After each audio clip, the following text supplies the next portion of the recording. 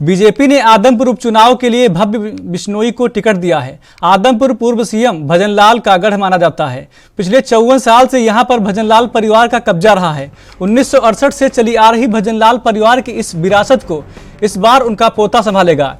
Bharatiya Janata party इस चुनाव को भजनलाल परिवार के सहारे जीतना चाह रही है। पार्टी का मानना है कि उपचुनाव में भजनलाल परिवार के नाम पर जो वोट मिलने हैं वो तो मिलेंगे ही, साथ ही बीजेपी जसपा गठबंधन के नाम पर भी वोट पड़ेंगे और इस क्षेत्र में बीजेपी को और मजबूती मिलेगी।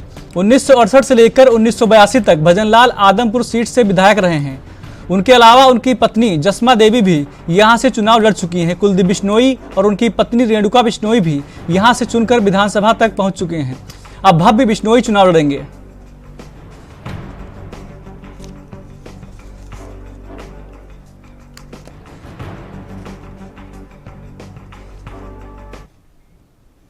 और इस खबर पर ज्यादा जानकारी के लिए हमारे संवाददाता अमित जुड़ गए हैं। अमित, जिस प्रकार से चुनाव से पहले जो कैंडिडेट का ऐलान हुआ है तो उसमें कुलदीप बिश्नोई के लड़के को टिकट दिया गया है, क्या कुछ अपडेट है आपके पास?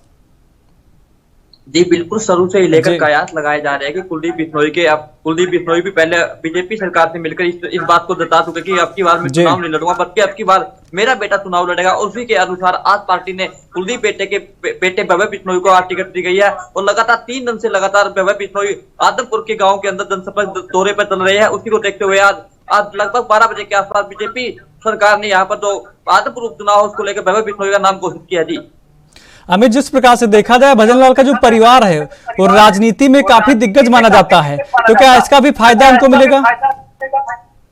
जी बिल्कुल, आदमपुर उपचुनाव की बात किया तो शुरू से लेकर अब तक की बात किया तो जिसके अंदर आदमपुर हल्का उसके अंदर भजनलाल का परिवार का लगातार दबदबा बना हुआ है। अभी तक शुरू से लेकर अब तक की बात किया तो अब इसके अंदर भजनलाल परिवार की बात करें तो इसकी पत्नी की बात करें, कुलदीप बिश्नोई की बात करें, रेणुका बिश्नोई की बात करें, हर चुनाव के अंदर जितने नजर आ रहे हैं। और इस बार भी उपचुनाव को लेकर जो कड़ी मेहनत की लगातार कुलदीप बिश्नोई द्वारा की जा रही है उसका नतीजा आज कुलदीप बिश्नोई को देखने को मिला, क्योंकि लगातार बीजेपी सरकार एक तरफ तो बीजेपी सरकार और दूसरी तरफ जो अपने हल्के के वोटों की तरफ ध्यान देने की जरूरत है। जी एक तरफ भव्य बिश्नोई, दूसरी तरफ गठबंधन, यह कितना मजबूत साबित होगा बीजेपी के लिए?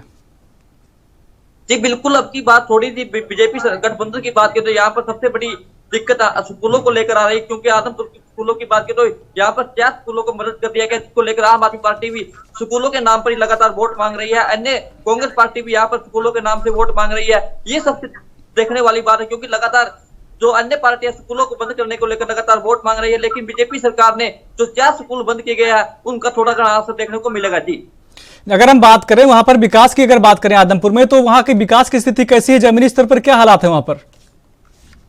यदि जमीनी स्तर की बात करें तो यहाँ पर काफी मूलभूत सुविधाओं की कमी है, क्योंकि अभी तक की स्टार्टिंग की बात करें तो आदमपुर हमेशा यहाँ पर विपक्ष में रहा है। या कुलदीप बिश्नोई की बात की, जब कांग्रेस की पार्टी की सरकार थी उस टाइम कुलदीप बिश्नोई विपक्ष के अंदर होते थे, लेकिन जिस तरह अब लगातार विकास की बात की जाए तो यहाँ पर बसों की कमी है, यहाँ पर पानी की कमी है, यहाँ पर खेतों के अंदर पानी की और सुविधा नहीं मिल रही है, जिसको लेकर यहाँ पर काफी विकास की कमी है। लेकिन कुलदीप बिश्नोई का साफ तौर पर कहना है कि यदि बीजेपी सरकार आएगी तो उपचुनाव के अंदर तो आने वाले समय में आदमपुर के अंदर और काफी विकास होगा।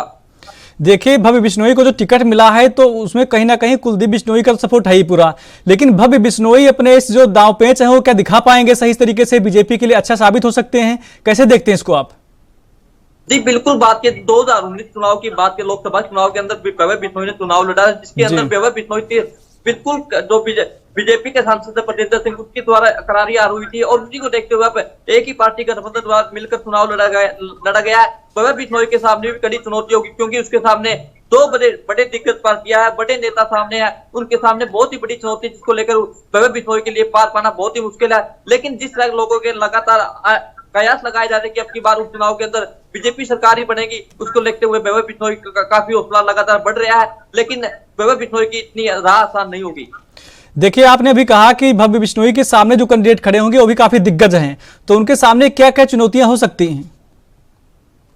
यदि भव्य बिश्नोई की बात की जाए तो यहाँ पर भव्य बिश्नोई को राजनीतिक करियर की बात करें तो बिल्कुल ही ज्ञान तो करियर बिल्कुल कम डाउन ज्ञान है, क्योंकि उसको अभी तक राजनीतिक करियर की बात करें लेकर लगातार 3 साल ही राजनीतिक में आए हुए भव्य बिश्नोई के उसके लिए, लेकिन जो आम आदमी पार्टी ने घोषित किया हो पहले लगभग 15 से 20 सालों के अंदर राजनीति के अंदर है, लगातार बीजेपी सरकार के अंदर उसने काम किया है, कांग्रेस सरकार की तरफ से बात किया गया है, और लगातार अरविंद केजरीवाल उनकी तरफ से लगातार दौरा करने के लिए आ रहे हैं। लेकिन अभी तक जो बीजेपी सरकार की बात करें, अभी तक किसी बड़े नेता का अभी तक उपचुनाव को लेकर बड़ा दौरा नहीं किया, जिसको लेकर बीजेपी सरकार को यहाँ पर नुकसान उठाना पड़ सकता है। क्योंकि लगातार कल की बात की तो अरविंद केजरीवाल आए हुए, उससे पहले 1 महीने पहले की बात की तो यहाँ पर पंजाब के मुख्यमंत्री भगवंत मान और दिल्ली के मुख्यमंत्री अरविंद केजरीवाल उपचुनाव को लेकर दौरा कर चुके हैं और आने वाले समय में दोनों मुख्यमंत्री रण के अंदर उतरेंगे और आम आदमी पार्टी के लिए वोट मांगे, और जिसको लेकर वैभव बिश्नोई की चुनौती रहेगी।